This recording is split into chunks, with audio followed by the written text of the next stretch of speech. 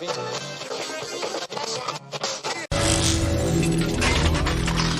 Check Radio.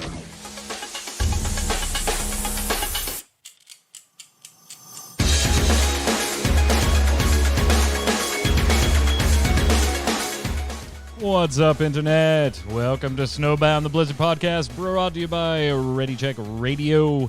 It's Tuesday at 7 p.m. Eastern. That means we're doing the show live on twitch.tv/ReadyCheckRadio. If you're watching on the website, YouTube, or listening on Spotify, considering coming over to ReadyCheckRadio.com, RAIDEO, and following all the socials, and maybe paying us a little visit during a live show so we can hang out. You can be in chat, and who knows? If you say something funny, we normally repeat it on the show and claim it as our own. That's the way it works around here. We've got a lot to go over today, including the Mythic Dungeon Invitational or International Cup in NA. We'll go through some of that. We'll talk about some hot fixes that were introduced today, and we've got a ton of other stuff to go through. I'm Mike Byrne, your host. Joining me, Mr. Dom Greco, a.k.a. Zista. What's up, sir? How's it going? How you doing? I can't complain. Blind leading the blind. Tank a raid boss without your glasses. This is true.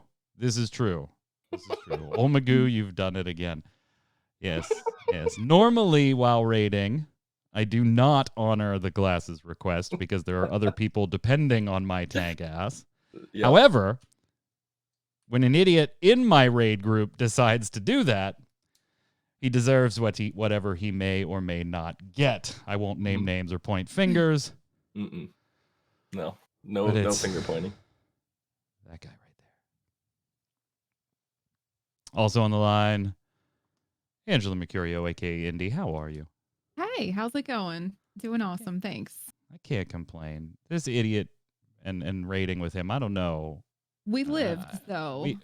Some of us. Some of us died, and some of us died a few more times. But did the rest of the raid deserve that, Omi? You are oh so right in chat. They did not. We can only blame Zista for that. Mm-hmm. Yeah. He's the one. See what happens when he gets points? You give him points and quest rewards, and he spends them. And we hope you will too. Come on over, twitch.tv/ReadyCheckRadio. Anyway, let's get started here. We got a lot to cover, and I don't want to go into Jason's stream time after the show today. So first up, kind of the bigger news in the worlds of Warcrafts. We're in that like little bit of lull period, right? It's the expansion has launched. Most of the stuff is in there at this point. Everybody's doing their dailies, doing their renown, their weekly resets, their vault, and all that stuff. 5.1 or the 0.1 patch. Not too far off, 9.1, but probably not in the next couple of weeks. So we're kind of like in that little lull period here. We've got a little bit, but luckily we had MDI to keep us company this past weekend. Anybody watch any of it? Because I'll be honest, I watched almost all of it. Indy, you raised your hand too. You're pretty excited. You were stoked on day one. We were talking about it in Raid on day two. Yeah, you were pretty stoked. I mean, Disco Priest, come on. Like, this is, it almost feels like a return for me because for the longest time, I was holy, holy, holy. And I felt like I had to abandon my old favorite spec because I felt like it was too weak. But then I just studied the MDI priests and I just watched like what their rotations were, what they were using when heavy group damage was going out. And I was like, oh, okay. And then fortunately, I have a few really amazing disc priests that come through my channel and like give me tips while I'm actually playing in real time. So it's almost like I'm being coached and I feel totally better about my spec and class now. So I'm really happy with the MDIs because they all use disc priest. On the other hand, I couldn't get much out of that. We really didn't see too many druid tanks throughout the, the tournament. Yeah. So, it is what it is. What about you, Zista? Did you partake of the MDI this weekend? I did not. I mean, I watched the highlights. I watched like the cool mind control trick and all that stuff. Heard about some of the stuff from, some members of my guild and some of the highlight moments and stuff like that. But this is speedrunning to me, and it's not a category I'm very interested in. I don't particularly like even just watching like GDQ and stuff like that. I'm not drawn to it. It's not for me. Really? Like yeah. Granted, the point is to do it in the faster time than the team you're going against. Granted, I'll give you the speed run comparison on that particular aspect, but you are still required to kill all the bosses. You are still required to get certain percentages of trash mobs. I mean, it's no more a speed run than when you or I were running, Mythic 10 with a 35-minute timer this week, right? Yeah. But I also just don't like Mythic Pluses in general. Well, that's a difference. I can't help you there. I do them out. I do them out of necessity, right? There's something I do so that I have to get done. I try to do the bare minimum for the week. I do like maybe one. Is that a druid joke? That's inappropriate. But like, unless like my guild needs help, I'll go with them. To do stuff like that. Like I've been getting 12s done the week before, and then I'll run an 11 and a 10 with my guild with people that don't necessarily get a chance to get those, just to get the 220 or 223 eye level piece out of the weekly chest. But I never enjoyed them. I liked them more when they were the challenge modes back in Mists of Pandaria and Warlords of Draenor. Like I was part of that small percentage that enjoyed them because they were a challenge to do, not a requirement. So, I don't know. Indy, you look like confused by this point of view. Well, I want to come to their defense for a second here, because if you watched like the brackets, right, and you see that basically most of the time it was the same comp, obviously they had a lot of the same covenants. So just watching how each team navigated through the dungeon, what clever skips each one would do, what kind of pulls each one would do.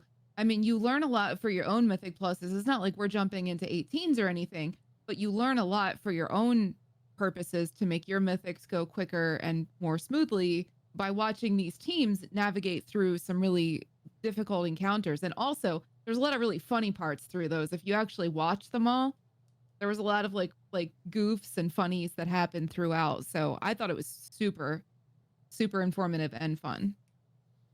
Yeah, but I guess to Zista's point though, like if you don't enjoy that piece of content, then watching somebody do it better really holds no interest to you. Indy, I'm on the same page as you. Well, like I thought, watching. He loves Mythic Spires of Ascension. It's his favorite. He looks thrilled by just you mentioning it. Just you mentioning it. How about the presentation?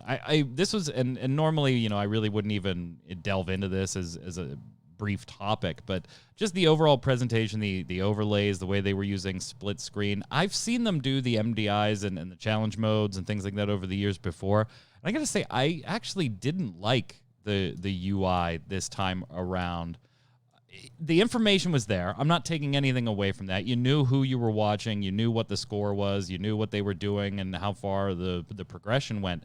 But I don't think I was alone watching chat people come in and saying this UI is actually really, I don't know. It was kind of distracting, and I feel bad because the minute a team went into second place, you never saw them again on the main screen, which I feel like I understand, right?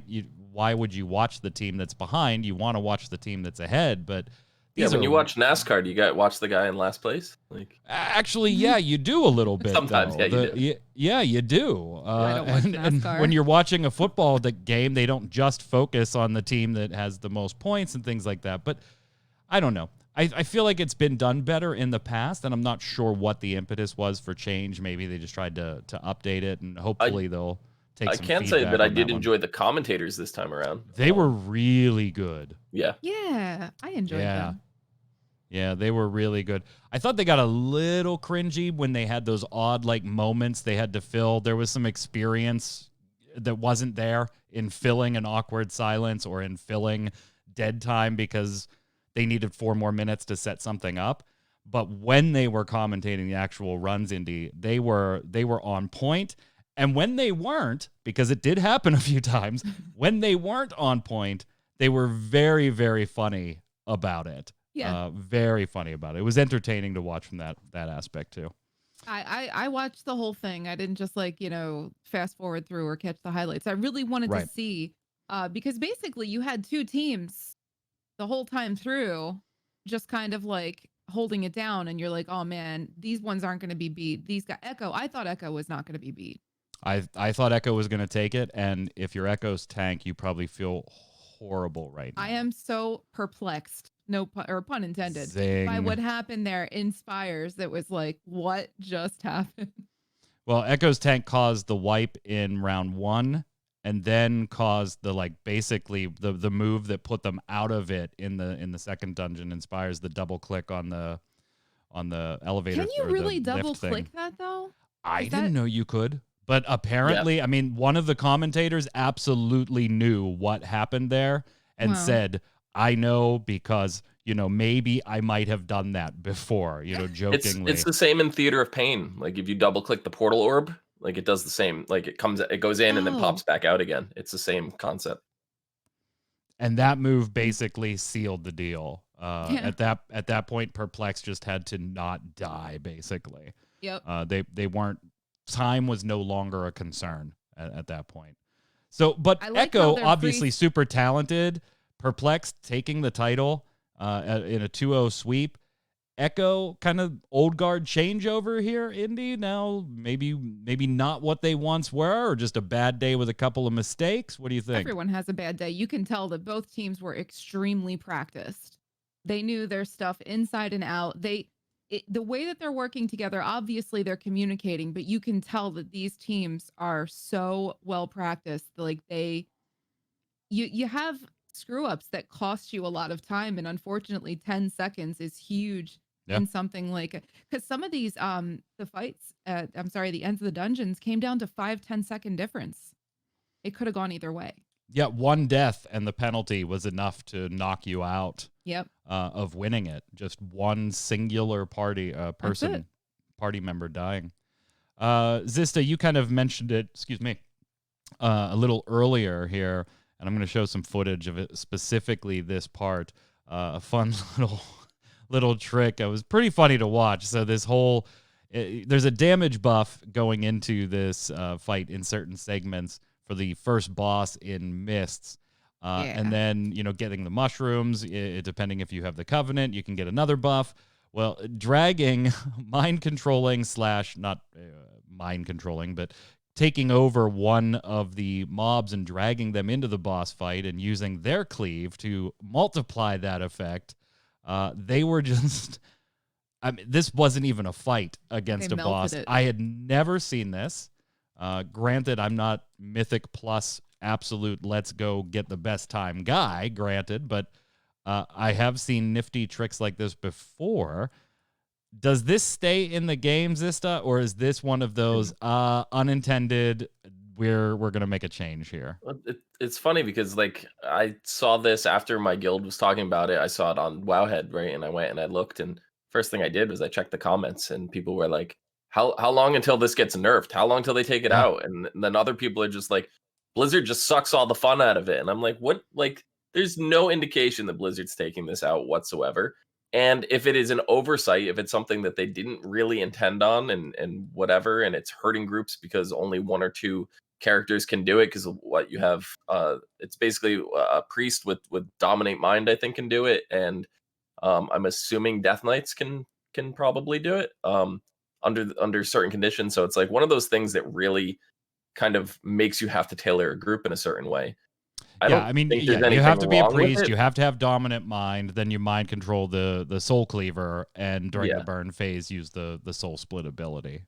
Right. So if it's something that it's forcing groups to have to make it a certain way and nobody wants to run it anymore because of that, then I think Blizzard will not ruin, destroy it, but they might nerf it a little bit to make it a little balance so more people can do it. They've done stuff like that in the past, but if it's making it so you have to have a priest, and this priest has to have this set of talents to be able to do it and stuff like that, that might cause problems for but haven't we seen this before, Indy, where particularly with mind control, it's the one that always ends up being this problem is dragging something into a boss room, whether it's right next to it, outside it, or hell, in Old War, it was clear, in the next little wing area. And they do, not always, but they do in other instances make changes where they can only be leashed so far. They won't Right. enter a boss room, things like that. Do you think this stays? I sure hope so, because I'd like to try it before it gets nerfed. But that said, I think on a scale of like higher mythic pluses, there's no way that if Blizzard intended like the playing field to be even across every class, we wouldn't see the same comps going into every single instance here. So I mean, like, I brought that up when we were talking about the PvP tournament too. The how much the teams were comped the same Yeah. exact way, and that makes it boring to me almost. You know, seeing mean- that. I don't, even in the MDI, as entertained as I was, I didn't like seeing that across the board the teams were 90% the same. I would have loved to see the Disc Priest go up against another healer of any class. That would have been fun. Watching, I think there was only a couple instances where the comps were different. But just watching that would have been the more boring parts for me, is watching same comp v same comp, do same pulls and same paths. Like, I want to see some different variables thrown in there, you know, to make it more of a competition. I will say this too about dungeon design, and this is a gripe that I have with Final Fantasy XIV, and I've said it on the Relic grind a lot before too, Zista. I don't think you could possibly, at least in my book, overstate how something as small as the way something like, say, like Theater of Pain is constructed, and how much enjoyment in the replayability that gives. All that's different is I can go to the bosses in any order, right? I mean, it's a dungeon like all the other ones. Nothing's terribly different. Bosses, mechanics, trash mechanics, rinse, repeat, get some loot, not get loot, /cry, whatever. But just that little, let me take these in the order that I want to today, you know, or putting little variances in it like that. I enjoy that. And I think in things like watching Mythic races, to Indy's point, that variety makes it more interesting to watch too. Which way did they go first? Why did they go that way first? Was there a benefit with their comp? Things like that. Bring up Final Fantasy really quick, side tangent. Does that mean you didn't enjoy Final Fantasy X because it was a very linear path? I was okay with Final Fantasy X. It's not one of my favorites. It's probably 4 or 5 on the list. Okay, fair 4 enough. or 5 on the list. Yeah, it's just like everybody is like, that's one that everybody's like, oh, Final Fantasy X, it's one of the best Final Fantasies of all time. And then they complain in other games, It's and you up see there. it's like Hallway Simulator, and I'm like, not like, do you not know what Final Fantasy X is? So, but yeah, like getting 13 like, is the having one that you hear options- the most on it just being a straight line too. But Yeah. it's also not considered one of the best Final Fantasies either. Yeah. So point But- taken. So having options definitely opens things up and gives like, if you're sick of taking a certain path, you could do another one, and it doesn't matter. There's no like, you have to go this route first to optimize your path. It doesn't matter which one you start with. It's preference, you know. But like, going back to the mind control thing, like it's really interesting because like there are some really cool things you can do, or some awful things you can do with mind control. Like, I didn't make this apparent. I didn't talk about this very much when it was happening because I didn't want people to exploit it. But one of my priests in my guild, Scream Twice, he had figured out in last expansion in BFA in Shrine of the Storms, if you mind controlled an ad right after the first boss and threw him off the platform, the group would just die. And there would be nothing in the combat logs about it. Nobody would have any idea how to do it. So like, you could literally have a priest just go in and troll a group. And I think at one point he had done that because a group was performing so bad, he kept throwing mobs off the cliff just to like wipe the group, and everybody's like, I don't know what's happening, and they were getting frustrated, and then they just left. But you know, it's like, it's one way to like ruin it. Like, you don't want to seem like the guy to leave because you know the key's not going to get done in time, you know. So Indy, I'm going to throw it to you for the kind of the final word, because you've already alluded to where I wanted to close this portion of the discussion. That was, I would not call, like Indy, Zista, myself, maybe people watching the show, I wouldn't call us the average World of Warcraft player. We're probably a little more invested than average, but not as invested, obviously, as a plus 18 Mythic competitive team.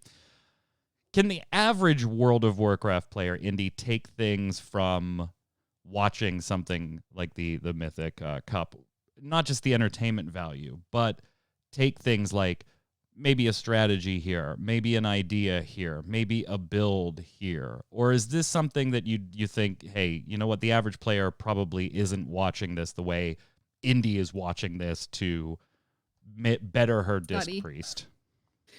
I study. But no, I sure hope that normal casual players get something out of this, because even if you're not pushing high keys, there's still affixes in there that you can watch. How are these groups navigating around these affixes?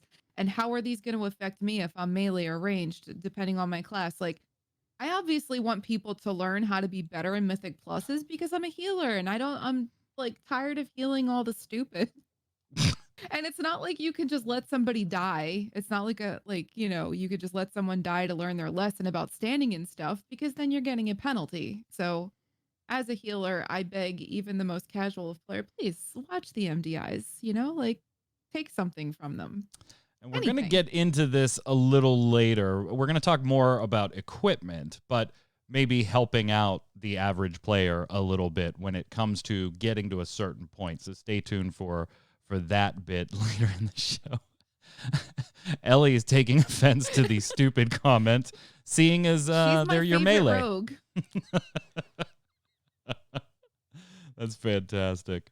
All right, so what else? Well, today is Tuesday, of course, so we've got some hot fixes and patches going in. Class changes are starting to hit the board. I'm still amazed that this didn't happen a little bit earlier, particularly because these class changes are on the PvP side. We'll probably see some class changes and a little bit on the PvE side. I thought these would start before the Arena Championships, Zista. They did not. So there you go. Forget what you saw in the first one, because the things may be different this time around. Quite a few PvP changes. Now, we didn't initially expect too much on the PvE side. On the PvP side, players now deal 20% less damage to Death Knight, Hunter, and Warlock pets. So your pets got a little buffier and meatier. In twos, dampening begins at 20% when both teams have either a tank or a healer.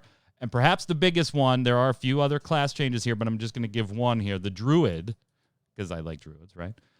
Convoke the Spirits no longer cast Full Moon and Feral Frenzy when engaged in combat with enemy players. Now, I don't think that's enough of a nerf to have people stop bitching yet, but it's a little bit in the right direction for non-Druid fans out there. I don't PvP on my Druid at all, so it doesn't matter to me. On the PvE side, though, hot off the patch, we got a ton, Zista, of raid tuning, dungeon tuning, a lot on the Mythic side, but not all on the Mythic side. I'm very excited for the Council of Blood ones. We have like Dreadbolt Volley is reduced damage. We don't really have a problem in our raid team with them getting off. If they do, it's typically a wipe. If one gets off now, we might be able to salvage it. That's something a little nice there. The Drain Essence, which is one of Freya's abilities, is damage is reduced by 20%. That's going to be great for our healers, being able to heal through some of that stuff, since I think in like normal we were killing Freya first, in heroic we were killing her second, I believe. So, or maybe even third. I don't know. We were trying Freya third. I don't know. That we now it should be noted, those ones in particular are not nerfed on Mythic.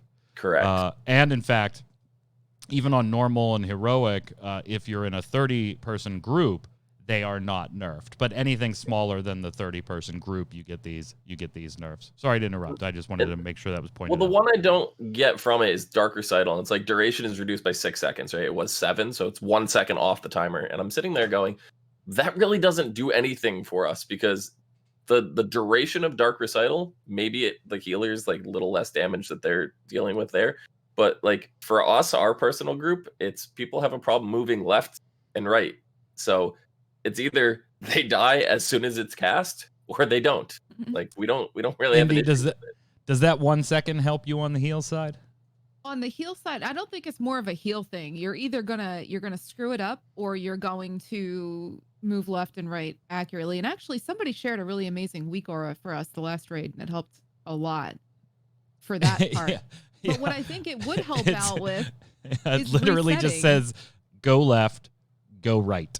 Yeah. It's just that's it. It's Well, right to the it's point. every 0.5 seconds that the encounter goes on, you take the people during Dark Recital, they take about like 3,000 damage. So that's 6,000 damage reduced per person. So one second off could be potentially, you know, what it's usually in our group, I think it's 4 people that get linked. Mhm. So 24,000 damage is removed off that ability. I mean, that's pretty significant.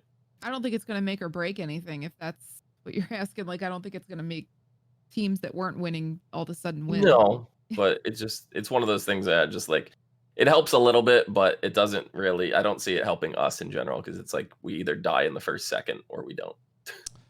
Other fights in the Castle Nathria raid, Sludge Fist gets a couple damage reductions in Mythic difficulty. Stone Legions gets absolutely nerfed across the board, basically, in Mythic in particular. Although outside of Mythic, Serrated Swipe, Serrated Tear, and Stone's Fist range increased to 100 yards. It was 10 and 20 yards. And the developers have a little note here. In addition to slightly reducing overall difficulty, we've made a number of changes to this encounter with the goal of making it feel more consistent between attempts. This means that while certain abilities are no longer avoidable, their impact together with other abilities should be more realistic to manage, and the order in which they occur should be more reliable. Even having beaten this fight, Zista, I haven't seen it. That is true. I can't imagine why though. You know. Yeah, you'll have to watch the streams if you want to know the point of that joke. Heart's Ren ranged increased to 300 yards, was 10. Again, this is going with that whole idea of these things are now unavoidable. You can't get out of them. Mythic I may have even made a clip in the Twitch stream for the very start of that encounter, so you guys could see the first 30 seconds of it before the VOD disappears. Here's a general one for you, Indy, and we were talking about this pre-show. Mythic Keystone Dungeons, the manifestation of pride when the pride affix is up, now sees through stealth and invisibility effects. I mean, that's kind of no fun because I loved watching the way that the groups were using stealth and invisibility to either like leave a prideful until they're ready for it or just skip it entirely. And I think that's kind of, I don't know, it's a bummer. Not like I can stealth or invis without a potion, but I still think it's neat for groups that want to use that they can't now. Zista, I don't know if you know, but this was a strategy they used in the MDI. Yeah. You didn't watch, so. Well, yeah, no, I know they used it to reset the prideful to get it lower health before going into like the boss on the Miss Eterna Scythe and stuff like that. So like, I like I said, I saw some of the highlights of it. I have mixed feelings on this because, like, once again, if more classes had these abilities, I don't think there would be an issue. But because it's one or two, you know, it kind of makes it so it's like, oh, if you're doing a key, you need at least one of these classes to be able to do this every time. You know, I don't know. Potions. Yeah.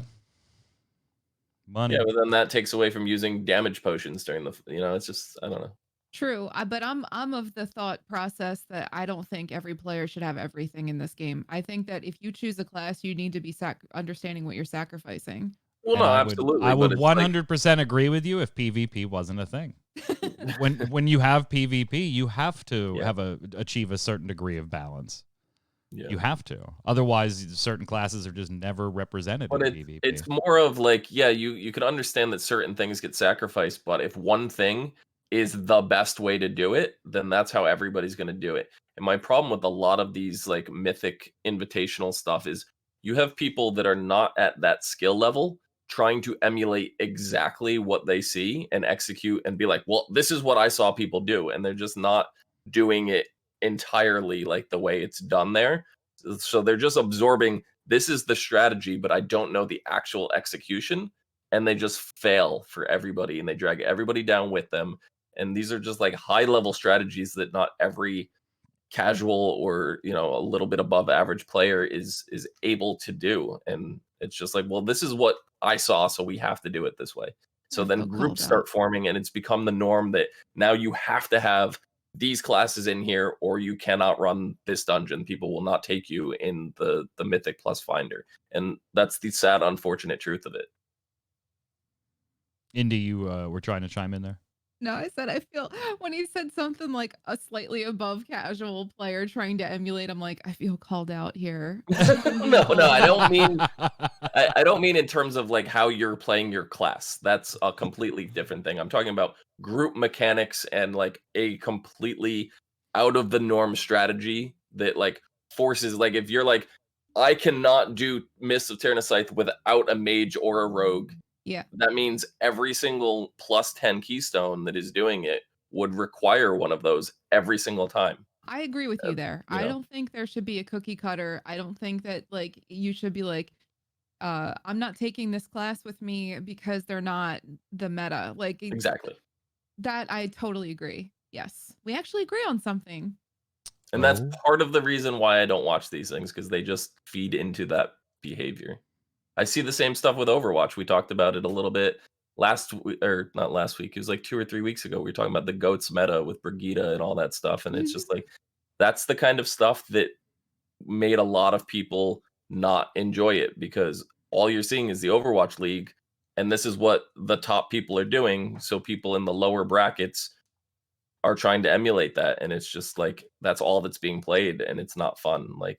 With like esports is great. Like I'm not trying to take anything away from that, but then like when it trickles down into the average player, because I 100% think if esports were not a thing at that time, the Brigitte Goats meta never would have been a thing in Overwatch. So like that is a product of people emulating the top players in the thing that never would have trickled down and become an issue in the first place. So But you're an I advanced Brigitte player. yeah, yeah. I will have my guide out before Overwatch 2 comes out for sure. Yeah. Dungeon's also seeing a little bit of the nerf bat here. In particular, obviously, check out the patch notes for full specifics. But in particular, the Necrotic Wake just basically got pummeled with the nerf bat. I mean, just absolutely obliterated. Yeah. There's basically nothing in here that didn't take at least a 15% health reduction. Some of them as big as 25% health reduction. Damage reduction from 17%, 25%. I think the only thing that wasn't touched was the final boss. Yeah. Yeah, because he's easy. I honestly, I did not know that this dungeon was as big of a pain in the ass for people. I enjoy this dungeon. I'm all right with it. I think for pugs, though, Mike, that the carrion worm change is good. Because not everybody knows to kill those. And just coming from a healer, I like that they changed that just a little bit. Yeah, but see, I don't know. I don't know if I agree with you. I'd have to think about that one for a second because, like, really? You didn't know that maybe the ads being killed should be a strategy you try first before you try anything else? Pug from hell. It was in well, that what instant. happened? It's not just that. It's they move kind of slow and with all the puddles and stuff on the ground, like that 2 extra seconds to be able to kill them sometimes help melee that can't stand in those puddles. So I just think it was a good change. So now it requires 5 explosions instead of 3 before the shit hits the fan and Indy boots you from the group. Before we leave this topic, by the way, so we did see the initial class balancing for PvP. Anything striking you, Zista, out of the ordinary on the PvE side of things as far as a class nerf? On the PvE side? Yeah. Anybody overpowered, underpowered in your travels through Shadowlands so far? I feel, and maybe it's just because I'm playing the class, I feel Havoc is still a little bit low. I think that is still reflective just outside of my play style. Like I think that is also in the actual damage charts itself. And I definitely think that balanced druids are just insane right now. Indy? Honestly, I don't play enough other classes to have an opinion about this, but I'll just go ahead and agree with him again because I'm not seeing anything specific to my own class. Like I'm not seeing anything specific to my own class that I can comment on for that. Balanced druids need need to be reined in a little bit, I think, in my personal opinion. Guardian Druids, I mean, we're totally underpowered. Buff the shit out of us. More hit points. Has nothing to do with the fact that that's what you play. God, no. No. I can be, unbiased here. More hit points, just all of it. Just dump it all on there. Mm-hmm. But our balanced brethren, rein them in. They get big heads sometimes. We saw part 1 of the pets, mounts, and toys post is up, giving you it's a partial list because presumably when you label something part 1, there will be at least a part 2. Anybody in particular on the list that has to be part of the collection immediately for you two? I really like the pet, the one that is they actually show in the picture on the website, the Deepwood Leaper. It's like a bushy-tailed squirrel thingy. I love it. I need it. I'm not. So here's the thing. Like in Final Fantasy 14, I have like 350 plus minions, which would be the equivalent of the pets in this game. I have no desire to collect them in World of Warcraft. I don't care about you're not mounts. a Pokemon trainer? No, I don't do pet battles at all. At all. Like, I think maybe I've done a dozen in my entire World of Warcraft life. It's just, it doesn't interest me. Are you guys really into pet battles? I think Zista used to stream pet battles. Like, I remember him streaming nothing but pet battles. I'm not a pet battler. I'll do it if I have to for a world quest, and I'll look it up on Wowhead, and I'll be like, what do I need? Okay, let's go. I'm not like... You know what I do when I see that world quest? I fly away. Pass it up. Yeah, I literally if you ever look at it and there's good rewards for it, one of the easiest things to do is stick an entire team of level 1 pets. They scale down to level 1, and they're really easy to do that way. Nope. Couldn't be bothered. Nope. Nope. I can't be bothered with it. That's fair enough. I can't even be mad at that. Like, I totally understand it. Like, I haven't done very many pet battles this expansion. Like Indy mentioned, I used to stream pet battles like back in Miss of Pandaria when it was a thing, and like people would come in and be like, oh, how do you level the pets? And I'd be like, well, this is what I do, and I can get a pet to level 25 in like an hour, and it's like really easy. And like I would just go through, and like some streams I would just sit, chat, and hang out with people and literally just level pets the entire stream. That's all I would do. But now that there's like a lot more in depth to it, the pet battle dungeons and stuff that they have, I haven't gone into that. I think it was towards the end of Mists when they did the Celestial Invitation, where you needed like 20 separate pets leveled to max level that were very specific, that you had to have certain stats on them and all that stuff. That got a little too Pokemon for me, and I was never big into Pokemon. Like, I literally just got Pokemon for the first time with the new one that came out on the Switch, Sword and Shield. That's my first Pokemon like main title game.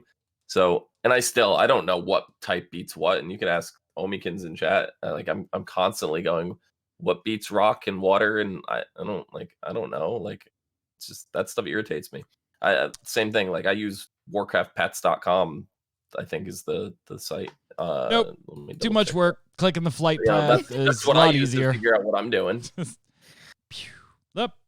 Up, Hearthstone to Sinfall. Let's go. Bye. Yeah, WarcraftPets.com is the one I use. Later, pets. Indy, are you a mount collector at all? So I try. Yes, but it doesn't always work out in my favor. Like, it took me, how many years has Tempest Keep been out? It took me till just this past summer to get my Ashes of Alar. It's been out for a little while. A little bit. A little bit. But Kale might be coming out again. In fact, that's when it came out. I'm still working on getting my Highland Mustang and my Lil Donkey and all that from Arathi.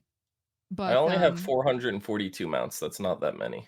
I've got like 400-ish, give or take. And the pets I'm sitting at unique pets of 984. So. Wow.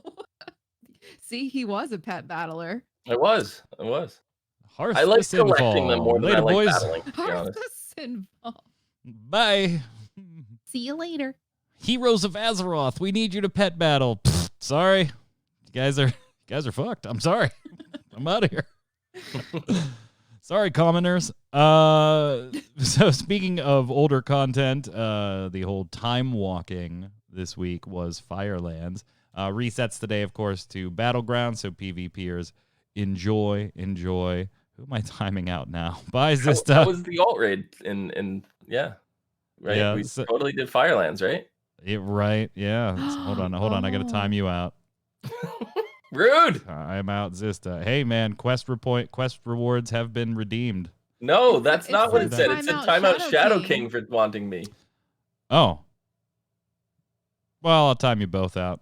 Rude. Here you go, Getting a Shadow timeout. King. Here comes your Shadow King. Here comes your timeout. Boop. Oh, There you okay. go. Now the two of you can't fight for 10 minutes. Keep it civil. Keep it civil. Karkov, how you doing, man? I love the redemption.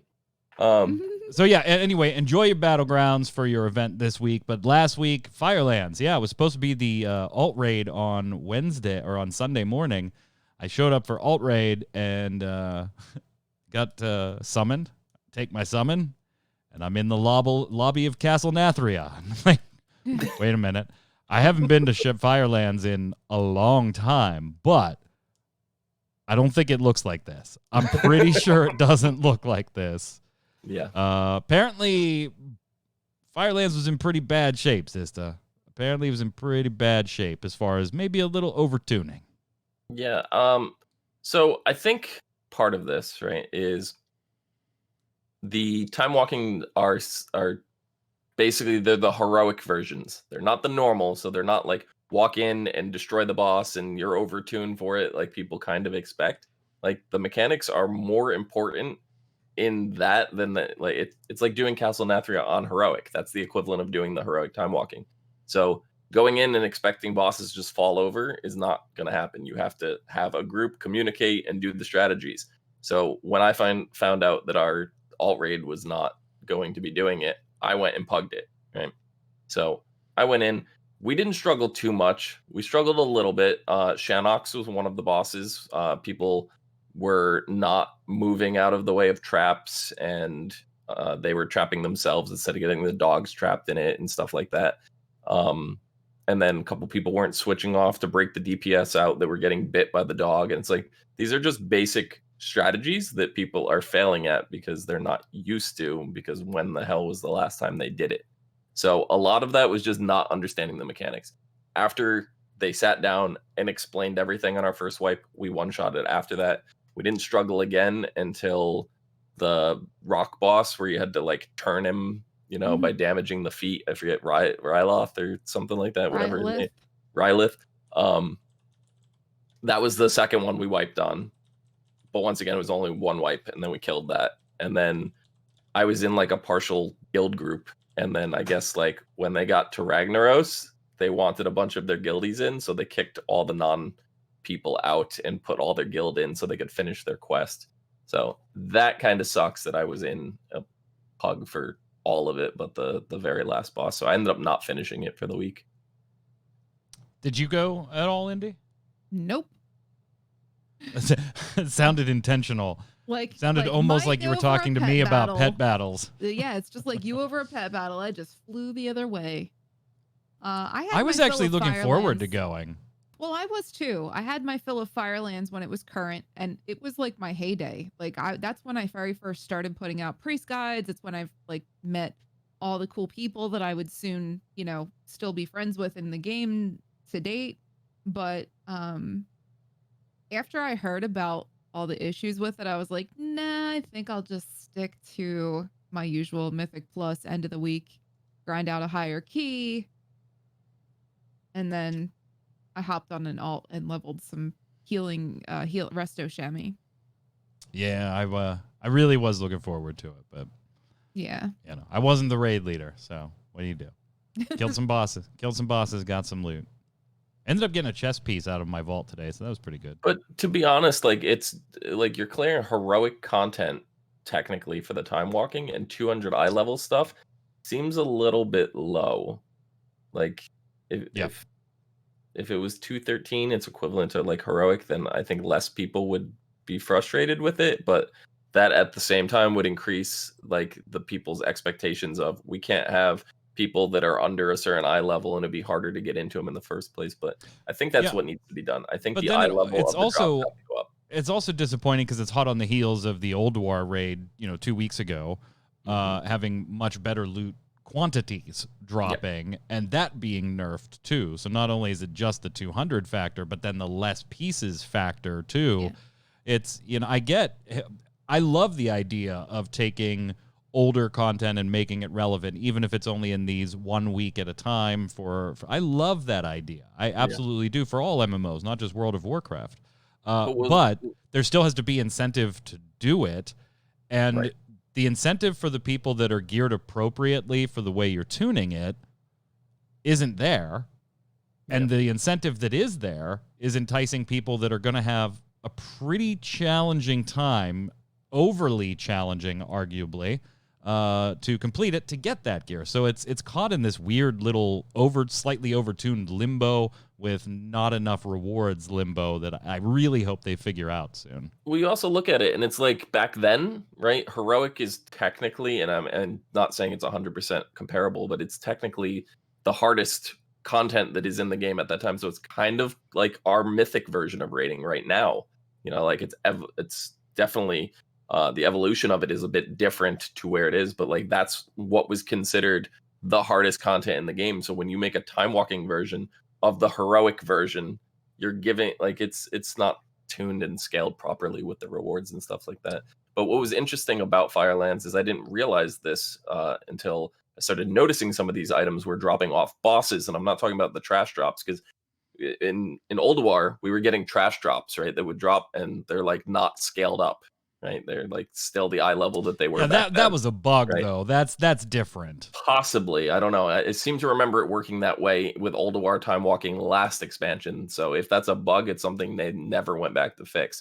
But what was interesting is in Firelands, some of the bosses actually dropped BOEs, and they were scaled up. So like there was a shield, there was some bracers, there was some stuff that dropped for people that they can now turn around and sell on the auction house and stuff like that. So Firelands I still think was worth it no matter what, but it was not necessarily something for our alt raid.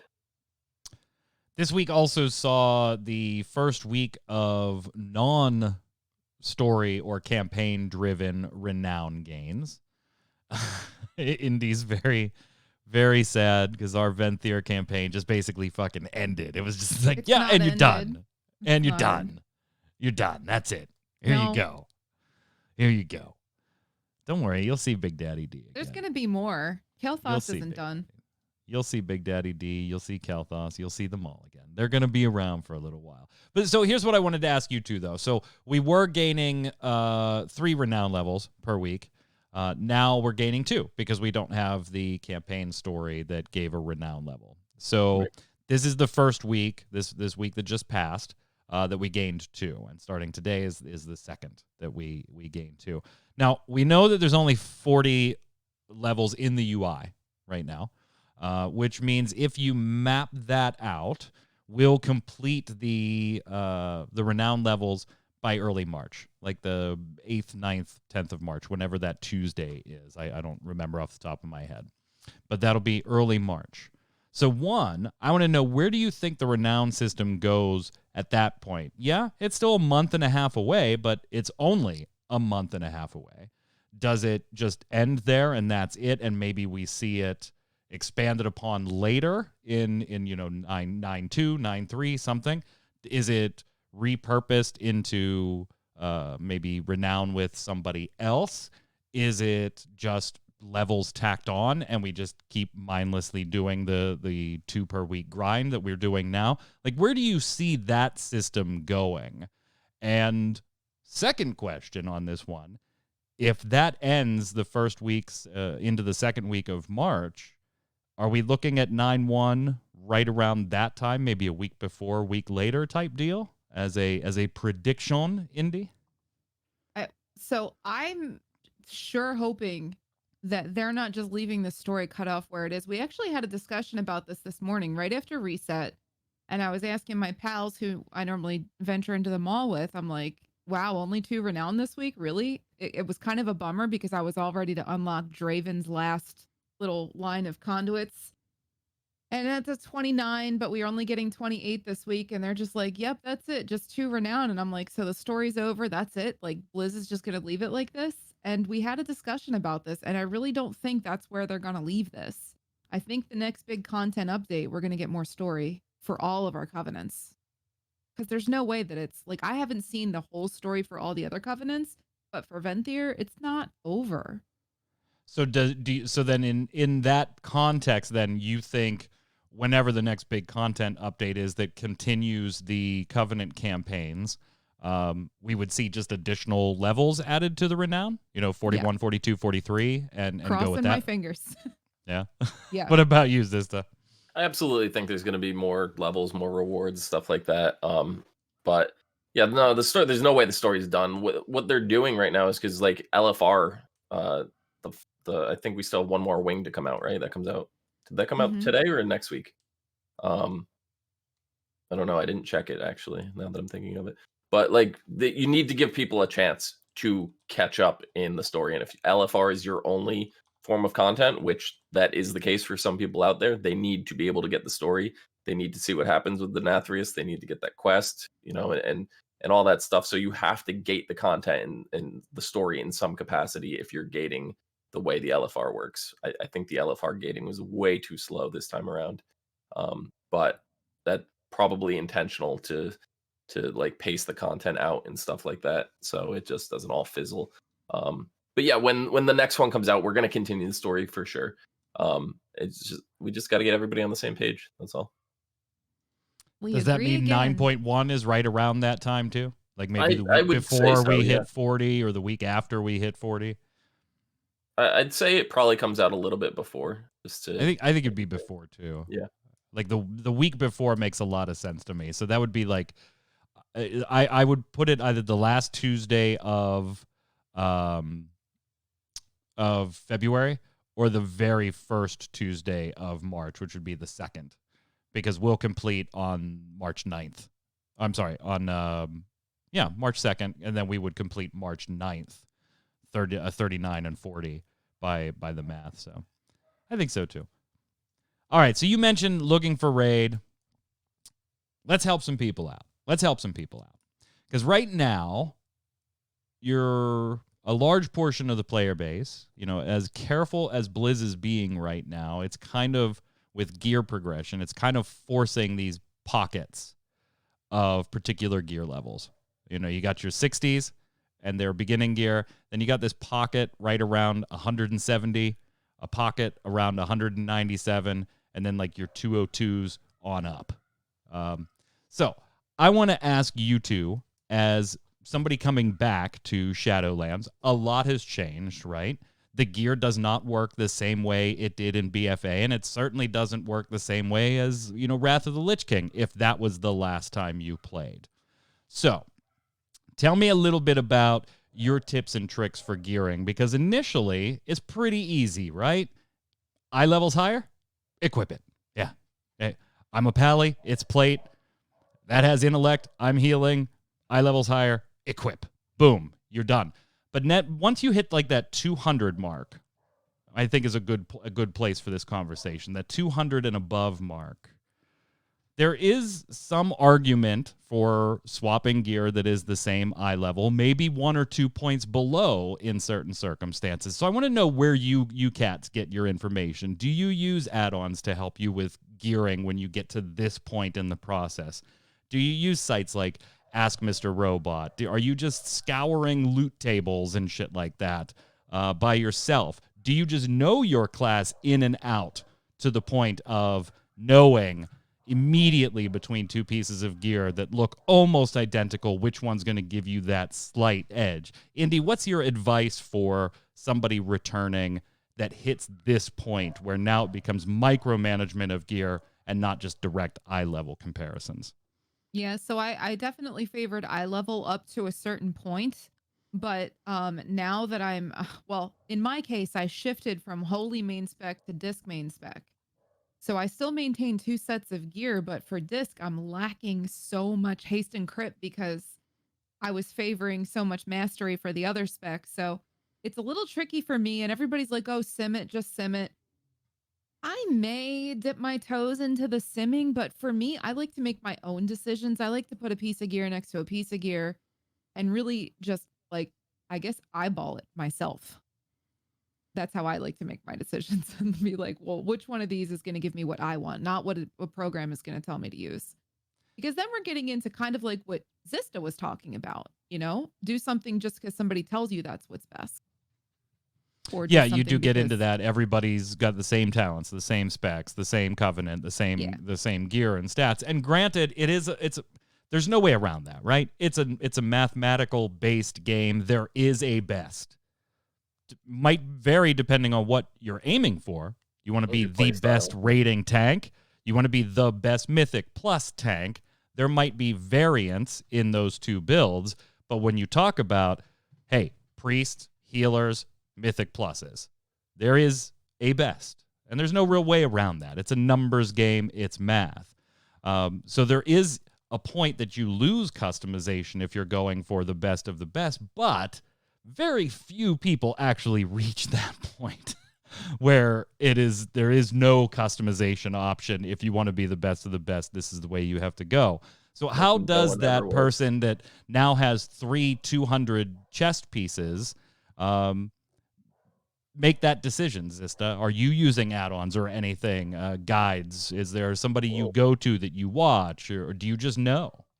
I know what stats are best for my class, right? And that is from looking up different things, but I like to look up multiple sources because you stick to one. You mentioned Ask Mr. Robot, right? That's probably one of the worst unreliable sites to use right now. It's just the unfortunate situation of it. I know a lot of guilds, it's like a running meme with it. Their priorities, their stat weights, everything is just way off.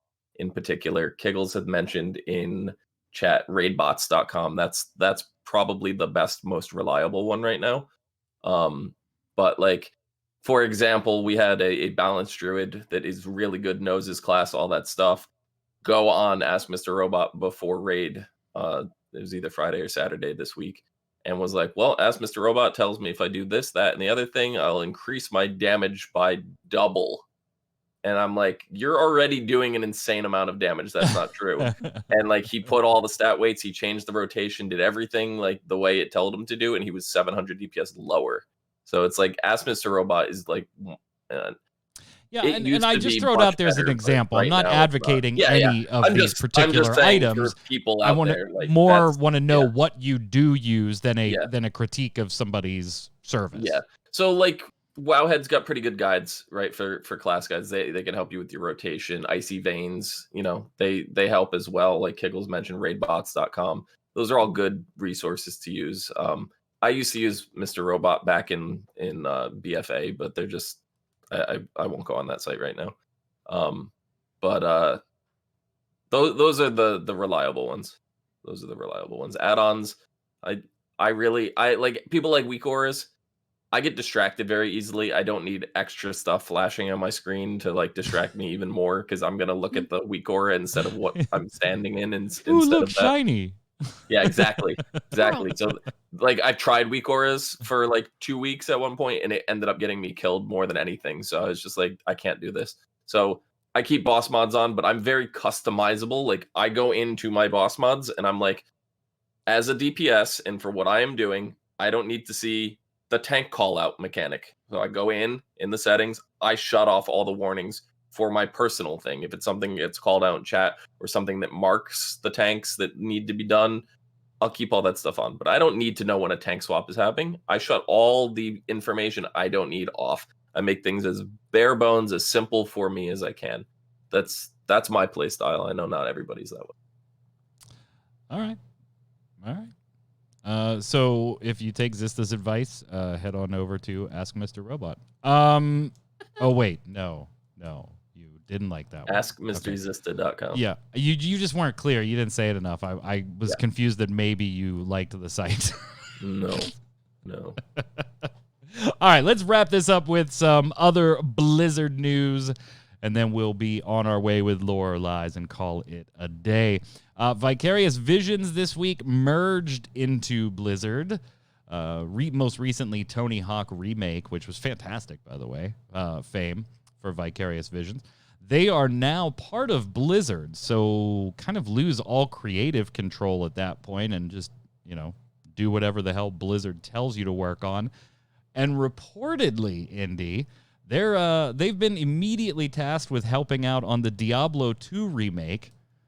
I can't imagine why. They might not want Team 1 to have a lot to do with the Diablo 2 remake, considering that, they did the whole Warcraft 3 remake, and that was a game. I bought it. I don't think I've ever turned it on. Yeah, it might be why they brought in some other people here, and Team 1, ironically, also behind Heroes of the Storm. That game's still there too.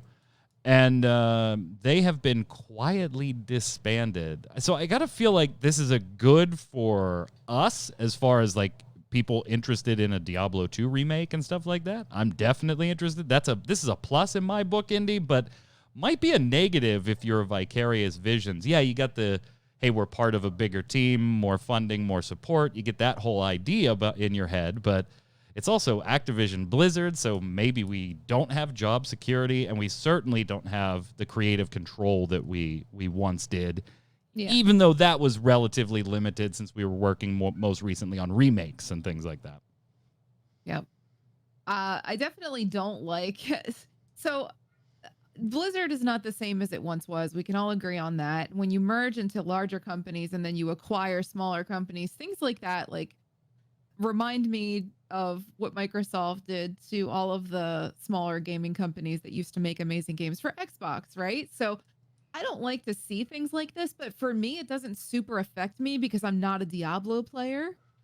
So it's not anything that I'm personally invested in. So if you're a Diablo player, you might be like, oh, hey, this is some news, but it doesn't super affect me with this team being disbanded. I'm super interested in a Diablo 2 remake now that it's actually not Blizzard making it, though. Like if you would have told me last week that they were doing Diablo 2, I would have been like, shit, man, Warcraft 3 was not great. Mm-hmm. In fact, was really bad in a lot of ways. Not just I was disappointed, but wow, this is bad. Who knows? Maybe I'll like it now. I mean, you look at the Vicarious Visions track record, right? So the last 2 remakes that they did was the Crash Bandicoot Insane Trilogy. They nailed Tony it. Hawk. They nailed both. Nailed it. Yeah. Tony Hawk nailed it. Like, that game was #1 streaming like the day it came out. People loved it. Like, I still know people that are playing it. Like, the absolute took both of those games, 2 beloved franchises, and knocked it out of the park. So it makes sense. It's a good play on Blizzard's to do. You take 2 of the best games, like the company that made 2 of the best remakes, bring them in, make a remake for the game that, everybody loved except me. I didn't hate it. It's just I prefer Diablo 1 over it. I'd be more excited for a Diablo 1 remake. That's hopefully maybe they'll surprise us and it'll be Diablo 1 and 2 in the same game or something like that. Now again, it's just this is also reported right now. It's not confirmed by Blizz or anything.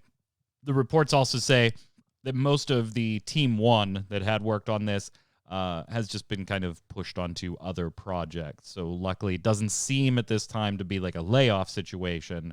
They just get reassigned into other teams. But even if it's just like Diablo 2, right? If that's the short term of it, there has to be bigger plans for the long absolutely. They're not going to take a company that is specializing in making these and make one game for them, like to merge them into the company. This is going to be a long-term plan. So do you think maybe they're going to be fixing up Warcraft 3, right? Who knows? Maybe. Like, I don't know much about the Warcraft 3 game. Like, did the new Warcraft 3 game come out with like the Frozen Throne expansion and all that? Was that included in that? I think they're that's a good question. I think they're actually going to stay away from Warcraft 3. Warcraft 3. I don't think the payoff to rescue it is there. Mm-hmm. Is it are they going to suck up a ton of sales now? No, granted, you burned that audience, right? You burned that audience bad, but the audience that wanted that, they bought in already.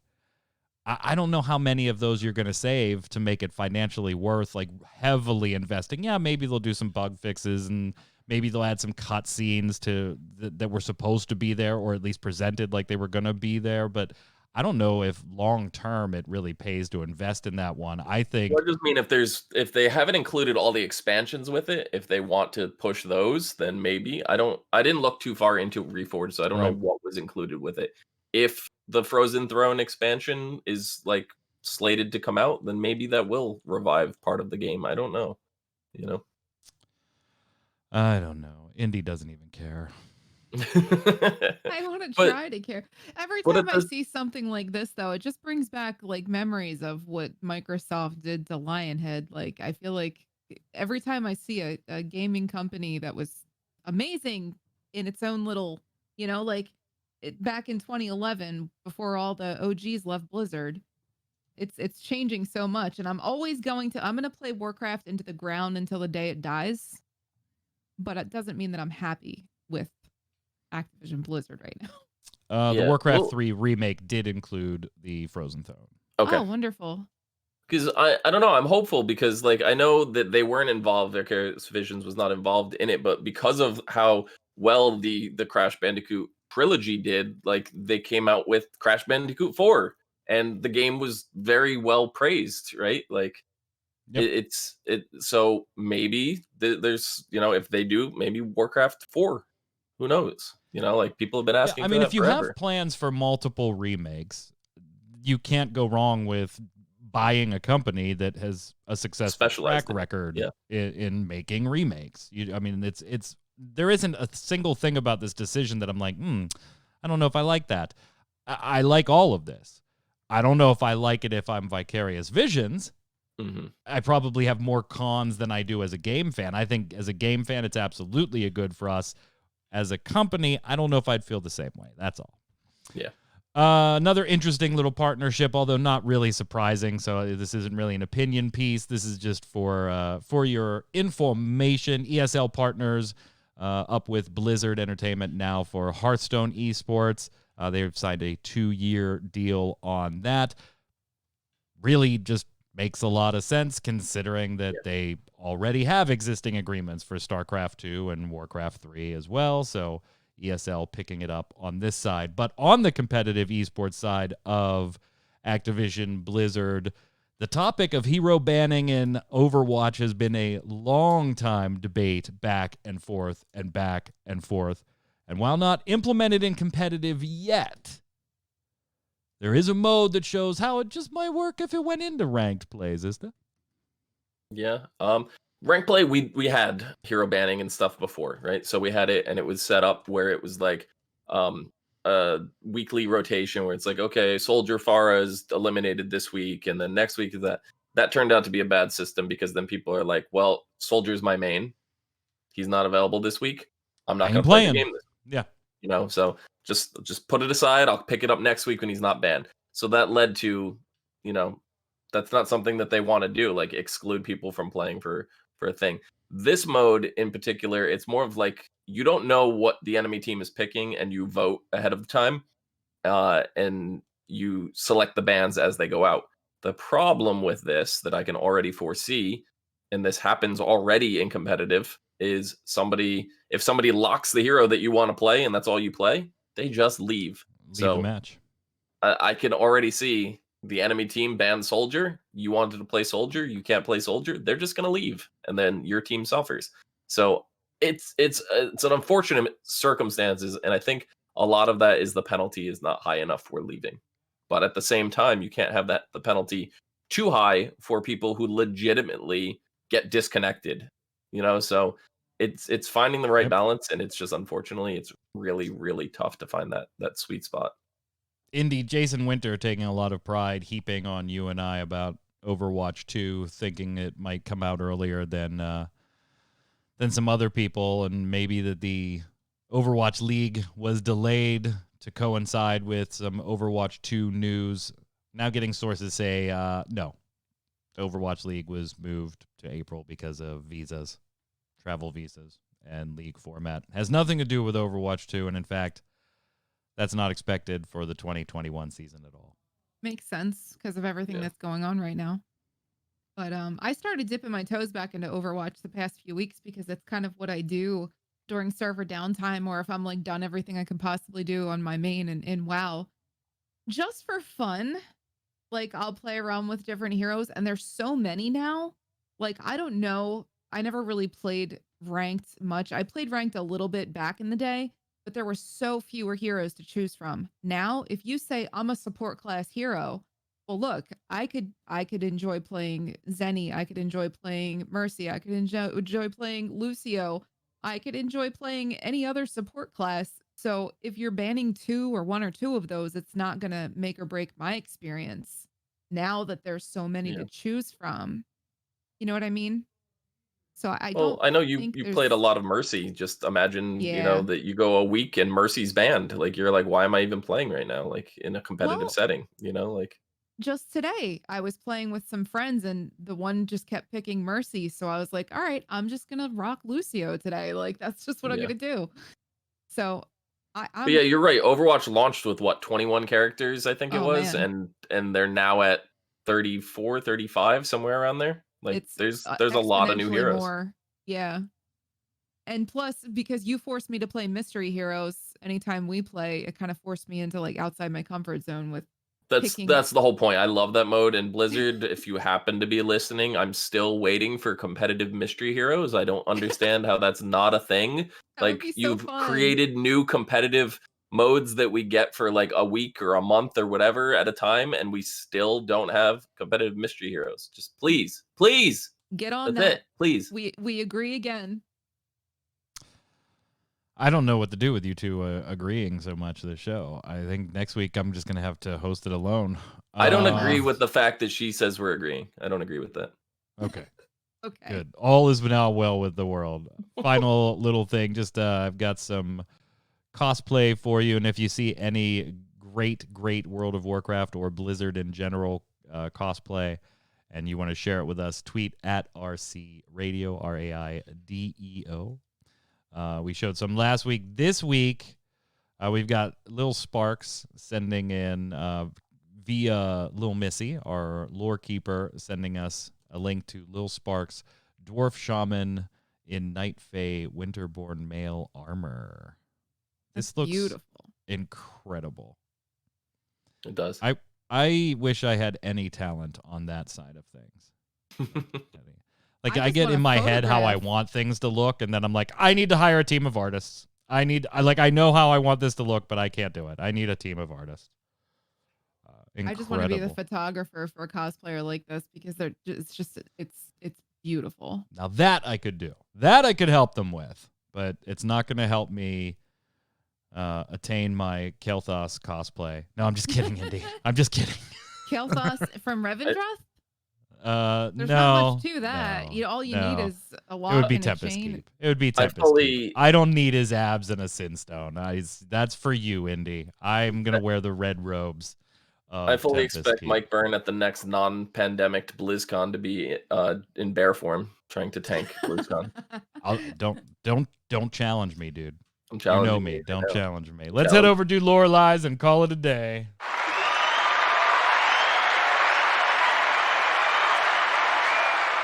All right, this is the segment where we give you 3 statements, one from each of us, care of our lore master, Lil Missy. You can follow her on Twitter right there at LilMissy4205. So thank you, Missy, giving us this excellent little segment to wrap up the show every week. We're going to give you 3 statements, one of which has a stone cold lie. The other 2 are stone cold truth. It's up to you in the comments below, whether it's on YouTube or ReadyCheckRadio.com. to tell us which one's the lie, and it's not enough just to point out who's the liar. You got to point out what the lie is. Last week on Lore or Lies, we recapped the daring escape from the Maw and the first meeting of the Arbiter. Now, the Arbiter is at the very top of Oribos, not the bottom, the way we presented it. And a red light shot down from the flow of souls and strikes her. Now, who or what caused the Arbiter to go dormant is hotly contested still in the Warcraft lore community.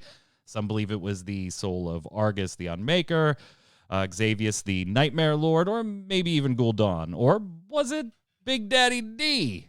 Sire Denathria is using his sword to strike. Now, I'm going to give you the perspective from our lore keeper, Missy, just so you can have it. She loves this stuff. So I'll give you her take on it. She argues that it's actually the soul of Gul'dan that caused the halt of flow of death. The Gul'dan who was killed in the Legion expansion wasn't far from the timeline proper, and instead was from a parallel time in Warlords of Draenor. So technically, there would be 2 Gul'dan souls in Shadowlands, and since the strike came from above, it couldn't be from Revendreth, which is the lowest realm just above the Maw. A soul that doesn't belong makes a little more sense to Missy. So to give you a quote from her, time travel needs to have consequences. Damn it. I added the damn it. Here's your statements. I'll start. Zista, you're next. Indy, you're up. Which one of us is lying? Talanara brought the Maw Walker before the Arbiter with the hope that their presence would stir her once more. It seems the fate of the Shadowlands rests on the shoulders of the player, and we only have the winged creatures who dragged the leaders into the Maw. The Maw Walker is directed to first look in Bastion, as the Dark Beings have a similar description to the winged Kyrian. Being the semi-silent protagonist in this questline can be a bit of a problem, as the player is transported to Bastion. You first meet Clea, Kyrian aspirant, who has spent eons working on her ascension until the flows of Soul's anima dried up. Instead of going directly to the Archon, players are forced to take the journey of enlightenment to prove themselves. While taking the trial, the Mawwalker sees the upheaval in the Elysium-inspired realm, the Forsworn. Those are your lore or lies statements. One of us is a liar. Tell us who and why in the comments below. Chat, hang tight. Right after the show, we got a streamer coming on. Mr. Jason Winter going to be streaming. Hello, sir. How are you? I'm doing pretty good. How are you? How many syllables are in the word fire? 1. Okay, Zista just told me to ask you that because Merriam-Webster says 1, but people like me say it with 2, like fire. Well, that's because you're from Pennsylvania. What are you streaming, you ass? I'm doing more Mass Effect Andromeda. I've got an ice planet to explore, which kind of looks like Pennsylvania right now, I imagine. It is cold. It is cold. We don't have like any snow or ice or anything right now. Oh, okay. We had some a few days ago, but it is very cold, very cold. So how are you doing side quests, main story quests? What are you doing in this game? I mean, right mostly now? the side quest stuff now for the rest of the ice planet. Maybe I'll get through the main quest stuff by the end of the night, but I don't know.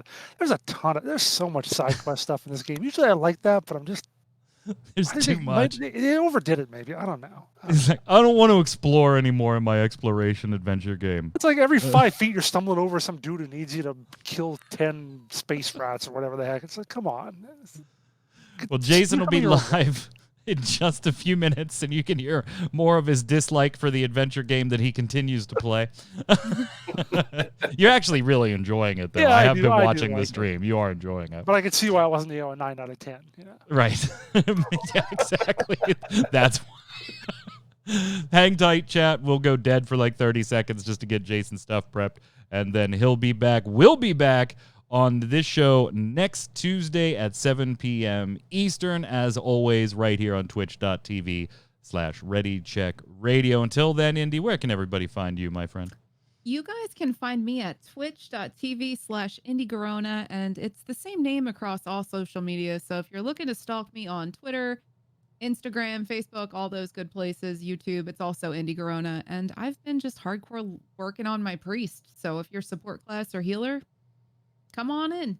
You still spinning up your Fit Gamer podcast shortly here? Yes, Fit Gamer's back in the works. We just have to organize because I'm working with somebody else on that. So very nice, yes. Very nice. We'll all be keeping our eyes peeled. Thank Zista, you. what about you, sir? You can find me somewhere down there at Twitter on it's Zista. At Twitter. Yeah. Just if you want to get a message to Dom, just at Twitter. At it's Zista, XIZTA, or Twitch at Zista. just Okay. yeah. Twitch at just Zista, XIZTA. I'm Mike Byrne. You can follow me personally right there on Twitter at MagicMan1. But more importantly, follow at RC Radio so you can get tweets with all the streamers going live, all 3 of our shows, and when we'll be doing whatever we'll be doing on the internet. Until next time, gang, stay safe. We'll see you out on those servers. Later.